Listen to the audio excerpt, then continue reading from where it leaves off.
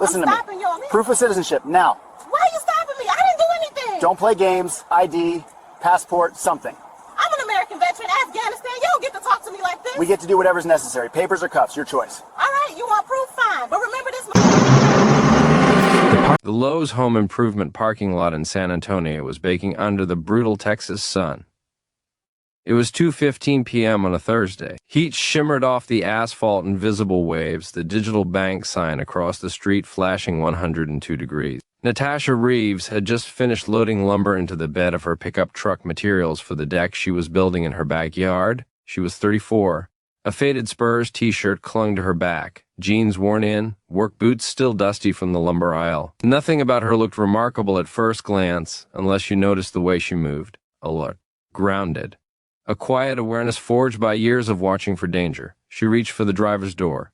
That's when she heard boots behind her fast, deliberate, purposeful. 3 federal agents closed in, tactical vests tied across their chests. Ice badges catching the sunlight. They were part of a joint task force with the San Antonio Police Department, acting on an intelligence bulletin about alleged document fraud networks operating in the area. Their briefing authorized targeted inquiries at commercial locations suspected of employing fraudulent paperwork.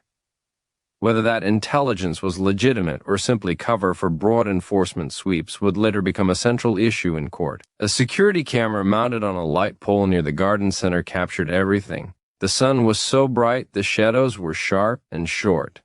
Visibility was perfect. Timestamp 14:15:37. The lead agent Hayes was broad-shouldered, confident, moving like a man who'd never been challenged. Morton flanked his right. Lynn took the left. All 3 body cameras were already rolling. All 3 assumed this would be routine.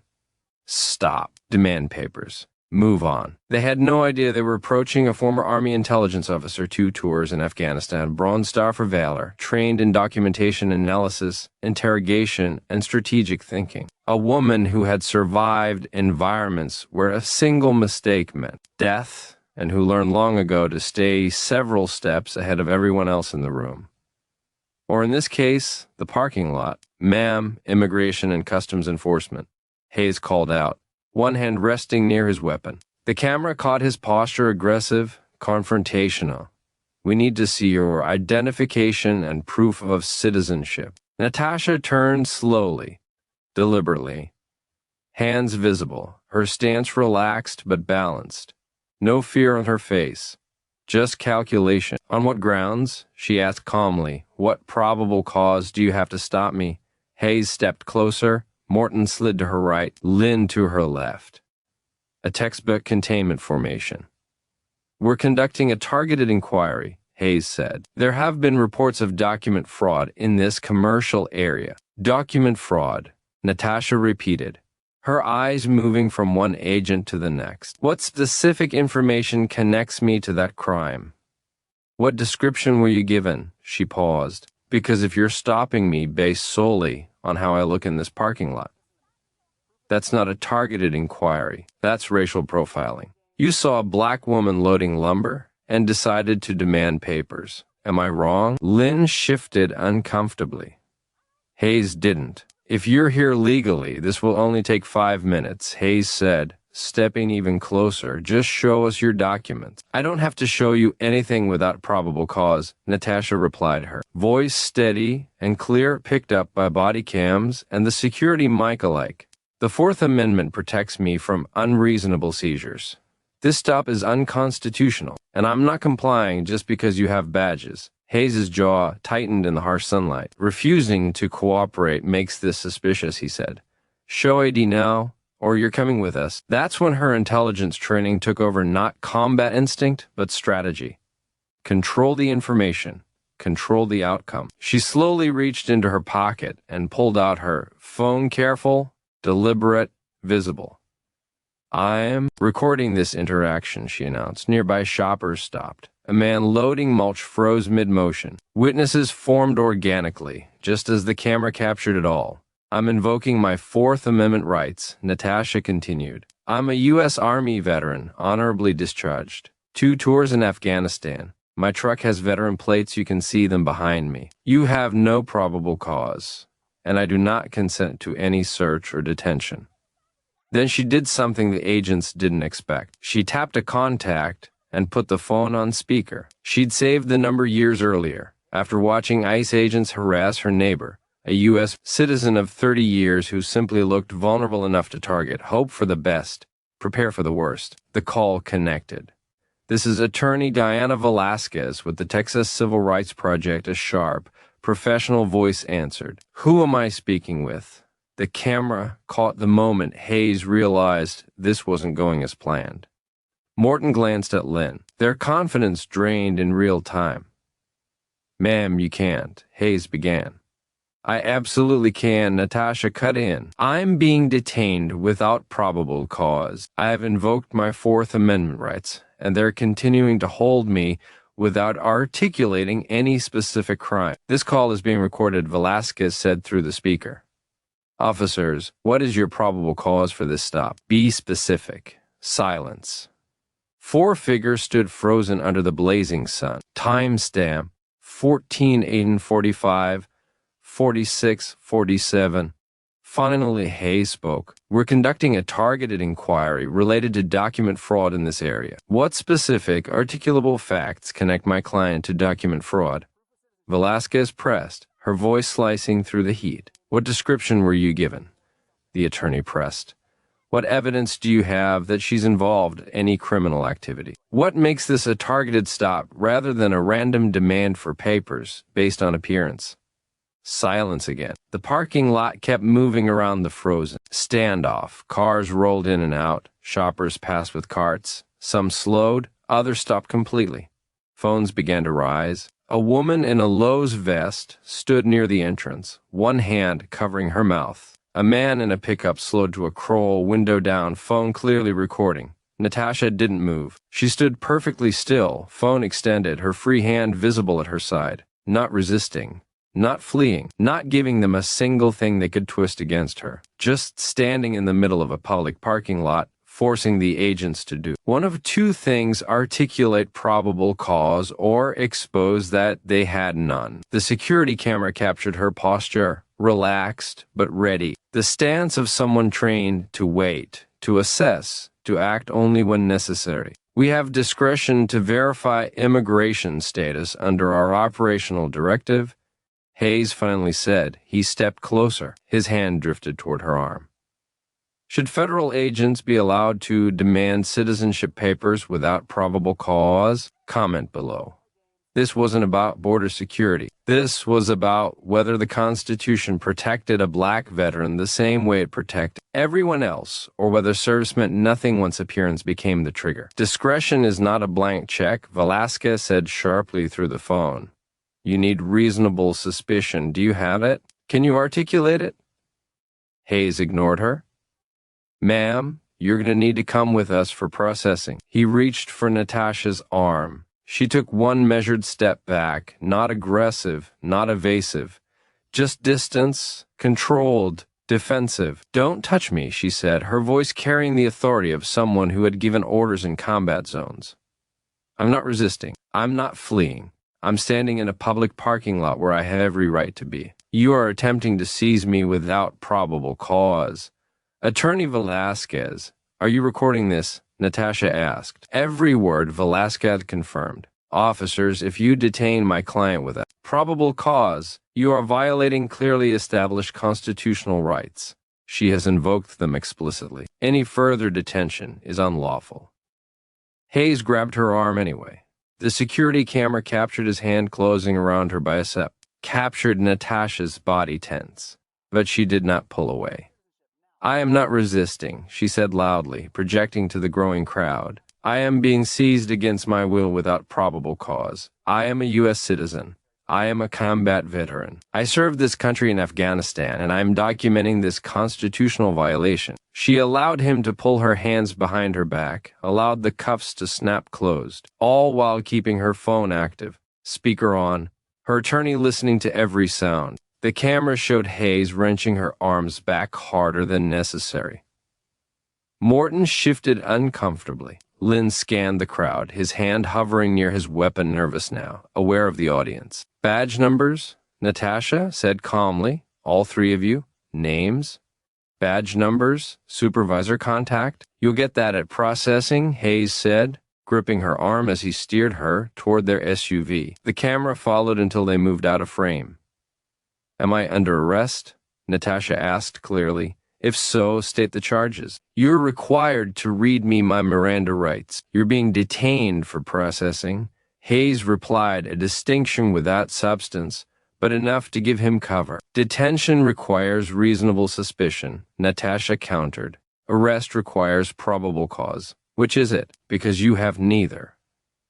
They reached the black federal SUV, tinted windows swallowing the scene. The rear door opened. Natasha stopped moving, not resisting, simply refusing to cooperate further. I am not getting in that vehicle, she said evenly. I have not been lawfully detained.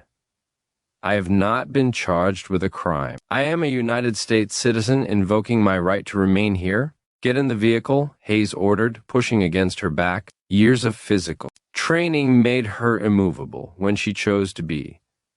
I'm not resisting, she repeated, but I am not voluntarily complying with an unlawful order. If you put me in that vehicle, you are kidnapping me. Officers, Velasquez's voice cut in from the phone, still clutched behind Natasha's back. You are now on notice. This detention is unlawful. My client has invoked her Fourth Amendment rights, identified herself as a U.S. citizen and veteran, and committed no crime. Removing her from this location violates clearly established law and carries civil and potential criminal consequences. Hayes hesitated. Morton spoke for the first time. Maybe we should call a supervisor. We don't need a supervisor, Hayes snapped, though his voice lacked confidence. Lynn was already backing away, distancing himself from the decision. The crowd had grown to at least 15 people, phones everywhere. The Lowe's employee was on her phone, now likely management or security. This had become a scene. Scenes meant scrutiny. Scrutiny meant accountability. Badge number 7294, Natasha said loudly, reading Hayes's vest. Agent Hayes. Badge 5831, Agent Morton. Badge 6103, Agent Lynn. San Antonio Icefield office. Attorney Velasquez, did you get that? I did, Velasquez replied. I'm notifying your San Antonio office right now. Your supervisor will contact you within minutes. I strongly suggest you release my client immediately. The standoff dragged on for 3 more minutes. Natasha stood handcuffed but unbroken. Hayes held her arm, visibly unsure. Morton and Lynn drifted farther away. The crowd recorded everything. Then Hayes's radio crackled. Agent Hayes, this is Supervisor Thornton. Stand down. Release the subject immediately. Return to the office. Hayes's face flushed anger, humiliation, disbelief. He uncuffed Natasha roughly. Red marks already bloomed around her wrists. I want a complaint form, Natasha said calmly. I'm filing for Fourth Amendment violations, racial profiling, unlawful detention, and excessive force.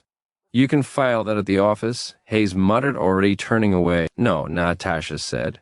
I'm going to the ACLU, I'm going to my attorney, and then I'm suing every one of you personally and professionally because what you did today was illegal, unconstitutional, and recorded. She held up her phone. Hayes drove off without a word. Morton and Lynn followed in a second vehicle, both visibly shaken. Natasha remained in the parking lot, rubbing her wrists, looking directly at the security camera. She had noticed it the moment she parked. Old habits. Intelligence work. Always know where the cameras are. Always control the recorded narrative. Natasha, are you okay? Velasquez asked. I'm okay, Natasha replied, her voice finally trembling now that the danger had passed. Shaken. But okay, they didn't get what they wanted. What they wanted doesn't matter, Velasquez said firmly. What they did was illegal. I'm requesting the security footage and their body cams right now. 2 weeks later, the lawsuit was filed. Dr. Natasha Reeves v. United States of America. Agent Hayes. Agent Morton. Agent Lynn. Fourth Amendment violation, unlawful seizure, detention without probable cause, excessive force, racial profiling, selective enforcement. The evidence was overwhelming. Security footage from first approach to exit. Audio capturing every invocation of rights. Body cams filling in the rest. Timestamps proving an 18-minute detention without justification. The government offered $50,000 to settle. Velasquez laughed. Your agents handcuffed a combat veteran in a parking lot for being black while buying lumber? Try again. They offered $200,000. Still insulting. The case went to trial 15 months later. The courtroom was packed. Veterans in uniform, civil rights groups. Media coverage wall to wall. And 12 Texans watched the footage, faces shifting from confusion to disbelief to anger. They saw everything. And so did the jury. The footage ran for 40 minutes, every angle, every moment. The afternoon sun exposing everything. Undeniable. Irrefutable. Natasha testified for 7 hours over 3 days. She walked the jury through her service, 2 tours in Afghanistan, a Bronze Star for valor. After saving 3 soldiers during an ambush by calling in air support under direct fire, she recounted the bitter irony, serving her country in combat zones, only to be treated like a criminal in a parking lot for buying lumber. She explained her intelligence training, how to document everything, control information, stay 3 steps ahead. I knew the parking lot had a security camera, she told the jury. I positioned myself in view, kept my hands visible, announced every action, invoked my rights clearly and repeatedly. I did everything right, and they still violated my constitutional rights. The last witness, Supervisor Thornton, the man whose radio call had ended the standoff, testified under oath. The agents had no probable cause, no reasonable suspicion, no justification.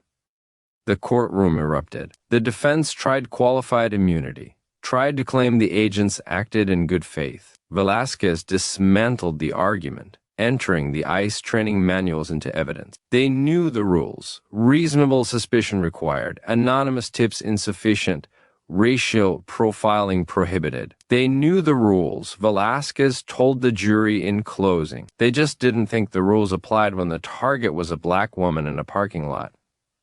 The jury deliberated 6 days. Natasha spent them at home, working on her deck, trying to pretend her life wasn't resting in the hands of 12 strangers. Then the call came.